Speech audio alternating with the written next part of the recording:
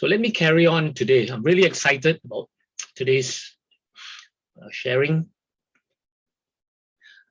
because we've come to the end of 12 weeks. So in the last 11 weeks, we have been studying The Greatest Salesman in the World by Mandino, which is about 10 invaluable scrolls which contain priceless wisdom. Or I say wisdom that built trade empires and created the greatest salespeople in the world. Each of the 10 scrolls, contains an affirmation or promise to make to yourself, along with powerful words of wisdom that will alter your life. The key is to repeat each scroll 3 times daily for 30 days before moving on to the next scroll. Some of us are still working on scroll 1 while the rest are already on scroll 2. I know which one has just started scroll 3. So last week we listened to the last scroll, scroll number 10. Today I will end the story of the greatest salesman in the world. But let me go to the start of the book, recalling how Hafid, the camel boy, first received the 10 scrolls from his master, Pathros. When Pathros was convinced that Hafid was the one who was meant to receive the scrolls, on his deathbed, he gave the scrolls along with some gold to Hafid and instructed him to go into Damascus to apply the wisdom from the scrolls with certain conditions. Good. And when you apply the principles of the scroll, you will become far wealthier than you have ever dreamed. So the first condition is to apply the principles of the scrolls. My second condition is that you must constantly dispose of half your earnings to those less fortunate than you. There must be no deviation from this condition. Will you agree? Yes, sire, Hafid had said to Pathros. And now the most important condition of all. You are forbidden to share the scrolls or the wisdom they contain with anyone. One day there will appear a person who will transmit to you a sign, just as the star and your unselfish actions were the sign I sought. When this happens, you will recognize this sign, even though the person transmitting it may be ignorant that he is the chosen person. When your heart assures you that you are correct, you will pass over to him or her the chest and its contents. And when this is done, there need be no conditions imposed on the receiver, such as were imposed on me, which I now impose on you. So in the past 3 months, we have read the 10 scrolls. After reading the scrolls, the story snaps back to present day. And Erasmus tells Hafid, Erasmus is Hafid's personal assistant, his manager. Okay. Erasmus tells Hafid that a man has come to see him. Hafid has been waiting for his days to end, but he is determined to find the one who is to receive the scrolls before he passes away. Erasmus brings the man to Hafid. So here I want you to listen to the story narrated by Mandino himself. And so it came to pass that Hafid waited in his lonely palace for he who was to receive the scrolls. The old man, with only his trusted bookkeeper for a companion, watched the seasons come and go, and the infirmities of old age soon prevented him from doing little except sit quietly in his covered garden. He waited nearly 3 full years after the disposal of his worldly wealth and the disbanding of his trade empire. And then, from out of the desert to the east, there appeared a slight, limping figure of a stranger who entered Damascus and made straightway through the streets until he stood before the palace of Hafid. Erasmus, usually a model of courtesy and propriety, remained resolutely in the doorway as the caller repeated his request. "I would speak with thy master." The stranger's appearance was not one to inspire confidence. His sandals were ripped and mended with rope. His brown legs were cut and scratched and had sores in many places, and above them hung a loose and tattered camel's hair loincloth. The man's hair was snarled and long, and his eyes, red from the sun, seemed to burn from within. Erasmus held tightly to the door handle. "What is it thou seekest of my sire?" The stranger allowed his sack to fall from his shoulders and clenched both hands in prayer toward Erasmus. "Please, kind man, grant me an audience with thy master. I mean him no harm, nor seek I alms. Let him hear my words, and then I will go in haste if I offend him." Erasmus, still unsure, slowly opened the door and nodded toward the interior. Then he turned without looking back and walked swiftly toward the garden, with his visitor limping behind. In the garden, Hafid dozed, and Erasmus hesitated before his master. He coughed, and Hafid stirred. He coughed again, and the old man opened his eyes. "Forgive this disturbance, master, but there is a caller." Hafid, now awake, sat up and shifted his gaze to the stranger, who bowed and spoke. "Art thou he who has been called the greatest salesman in the world?" Hafid frowned but nodded. "I have been called that in years now gone. No longer is that crown on my old head. What seeketh thee of me?" The small visitor stood self-consciously before Hafid and rubbed his hands over his matted chest. He blinked his eyes in the soft light and replied, "I am called Saul, and I return now from Jerusalem to my birthplace in Tarsus. However, I beg you, let not my appearance deceive you. I am not a bandit from the wilderness, nor am I a beggar of the streets. I am a citizen of Tarsus, and also a citizen of Rome. My people are Pharisees of the Jewish tribe of Benjamin, and although I am a tent maker by trade, I have studied under the great Gamaliel. Some call me Paul." He swayed as he spoke, and Hafid, not fully awake until this moment, apologetically motioned for his visitor to sit. Paul nodded but remained standing. "I come to thee for guidance and help, which only you can give. Will you permit me, sire, to tell my story?"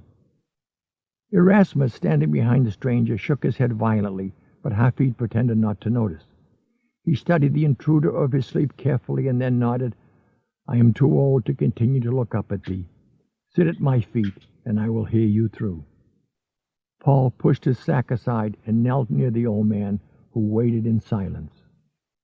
4 years ago, because the accumulated knowledge of too many years of study had blinded my heart to truth, I was the official witness to the stoning in Jerusalem of a holy man called Stephen. He had been condemned to death by the Jewish Sanhedrin for blasphemy against our God. Hafid interrupted with puzzlement in his voice. "I do not understand how I am connected with this activity." Paul raised his hand as if to calm the old man. "I will explain quickly. Stephen was a follower of a man called Jesus, who less than a year before the stoning of Stephen was crucified by the Romans for sedition against the state. Stephen's guilt was his insistence that Jesus was the Messiah, whose coming had been foretold by the Jewish prophets, and that the temple had conspired with Rome to murder this Son of God. This rebuke to those in authority could only be punishable with death, and as I have already told thee, I participated. Furthermore, with my fanaticism and youthful zeal, I was supplied with letters from the high priest of the temple and entrusted with the mission of journeying here to Damascus to search out every follower of Jesus and return them in chains to Jerusalem for punishment. This was, as I have said, 4 years ago." Erasmus glanced at Hafid and was startled, for there was a look in the old man's eyes which had not been seen by the faithful bookkeeper in many years. Only the splash of fountain water could be heard in the garden until Paul spoke once more. "Now, as I approached Damascus with murder in my heart, there was a sudden flash of light from the heavens. I remember not having been struck, but I found myself on the ground, and It's although Monday, I could the not 19th see, of I could July. hear, and I heard Yeah, a I'm voice in really, my really ear excited say, to be here "Saul, today. Saul, why do you persecute me?" I answered, "Who are you?" And the voice replied, "I am Jesus, whom you are persecuting. But rise and enter the city, and you will be told what to do." I arose and was led by the hands of my companions into Damascus, and there I was not able to eat or drink for 3 days, while I remained in the house of a follower of the crucified one. Then I was visited by another called Ananias, who said he had been visited in a vision and told to come to me. Then he laid his hands upon my eyes, and I could see again. Then I ate, and I drank, and my strength returned. Hafid now leaned forward from his bench and inquired, "What then took place?" "I was brought to the synagogue, and my presence as a persecutor of the followers of Jesus struck fear into the hearts of all his followers, but I preached nevertheless, and my words confounded them, for now I spoke that he who had been crucified was indeed the Son of God. And all who listened suspected a trick of deceit on my part, for had I not caused havoc in Jerusalem? I could not convince them of my change of heart, and many plotted my death, so I escaped over the walls and returned to Jerusalem. In Jerusalem, the happenings of Damascus repeated themselves. None of the followers of Jesus would come near me, although word had been received of my preaching in Damascus. Nevertheless, I continued to preach in the name of Jesus, but it was of no avail. Everywhere I spoke, I antagonized those who listened, until one day I went to the temple, and in the courtyard, as I watched the sale of doves and lambs for sacrifice, the voice came to me again. This time, what did it say? Erasmus spoke before he could stop himself. Hafid smiled at his old friend and nodded for Paul to continue. The voice said, "Thou hast had the word for nearly 4 years, but thou hast shown few the light. Even the word of God must be sold to the people, or they will hear it not. Did not I speak in parables so that all might understand? Thou wilt catch few flies with vinegar. Return to Damascus, and seek out he who is acclaimed as the greatest salesman in the world. If thou wouldst spread my word to the world, let him show you the way." Hafid glanced quickly at Erasmus, and the old bookkeeper sensed the unspoken question. Was this the one for whom he had waited so long? The great salesman leaned forward and placed his hand on Paul's shoulder. "Tell me about this Jesus." Paul, his voice now alive with new strength and volume, told of Jesus and his life. While the two listened, he spoke of the long Jewish wait for a Messiah who would come and unite them within a new and independent kingdom of happiness and peace. He told of John the Baptist and the arrival on the stage of history of one called Jesus. He told of the miracles performed by this man, his lectures to the crowds, his raising of the dead, his treatment of the money changers, and he told of the crucifixion, burial, and resurrection. Finally, as if to give further impact to his story, Paul reached into the sack at his side and removed a red garment which he placed in the lap of Hafid. "Sire, you hold in your arms all the worldly goods left behind by this Jesus. All that he possessed he shared with the world, even unto his life. And at the foot of his cross, Roman soldiers cast lots for this robe. It has come into my possession through much diligence and searching when I was last in Jerusalem." Hafid's face paled, and his hand shook as he turned the robe stained with blood. Erasmus, alarmed at his master's appearance, moved closer to the old man.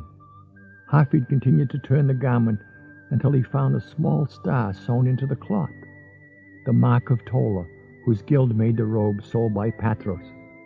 Next to the star was a circle sewn within a square, the mark of Pathros. As Paul and Erasmus watched, the old man raised the robe and rubbed it gently against his cheek. Hafid shook his head. "Impossible! Thousands of other robes were made by Tola and sold by Pathros in the years of his great trade route." Still clutching the robe and speaking in a hoarse whisper, Hafid said, "Tell me, what is known of the birth of this Jesus?" Paul said, "He left our world with little. He had entered it with less. He was born in a cave in Bethlehem during the time of the census of Tiberius." Hafid's smile seemed almost childish to the two men, and they looked on with puzzlement, for tears also flowed down his wrinkled cheeks. He brushed them away with his hand and asked, "And was there not the brightest star that man has ever seen, which shone above the birthplace of this baby?" Paul's mouth opened, yet he could not speak, nor was it necessary. Hafid raised his arms and embraced Paul, and this time the tears of both were mingled. Finally, the old man arose and beckoned toward Erasmus. "Faithful friend, go to the tower and return with the chest. We have found our salesman at last." Wow, you didn't expect that ending, did you? What a tremendous ending. Yep, it took all my willpower not to tell you the ending as I was sharing the wonderful 10 scrolls.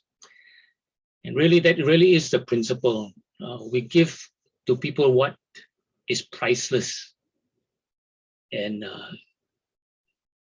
we don't earn anything. We don't earn anything but the satisfaction of knowing that his legacy will last forever. So go and find worthy people who will learn and apply the principles of the 10 scrolls, and then who will go and teach others also. And may we create a community who will be a force for good throughout the world, starting with ourselves. That is why it's so important to be repeating those scrolls every day, 3 times a day, because that is the secret of scroll 1. I will read each scroll for 30 consecutive days, and in this manner. First, I will read the words in silence when I wake up. Second, I will read the words in silence at noon. And finally, and most importantly, I will read the words at night before I go to sleep, and I will read them aloud. I will do this each day for 30 days, then move on to the next scroll. So you should be finished scroll 1, go on to scroll 2, and before you move on to the other scrolls.